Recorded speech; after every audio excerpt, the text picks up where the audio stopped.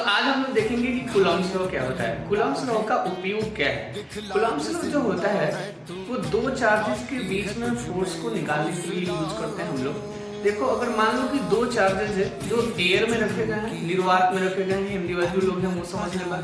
Q1 और Q2 क्या है, दो चार्ज है और उनके बीच का जो दूरी है, डिस्टेंस है, वो क्या है, R है।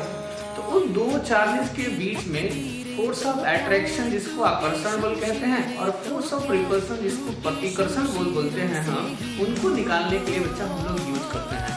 सर क्या होता है, आपको एक शॉर्टकट में मैं छोटी सी वीडियो में आपको समझा देता हूँ ये बात कि दो चार्जेस के बीच में ध्यान से सुनिएगा, जो फोर्स होगा उसको निकालने के लिए कूलॉम्स लॉ का यूज करते हैं। तो सर कैसे करते हैं फटाफट से बताता हूँ। अगर दो चार्ज है, मान लो Q1 और Q2 और उनके बीच में मुझे फोर्स ऑफ अट्रैक्शन या रिपल्सन निकालना है, तो जो फोर्स होगा वो समानुपाती होगा उन दो चार्ज के प्रोडक्ट का, उन दो आवेश के गुणनफल का।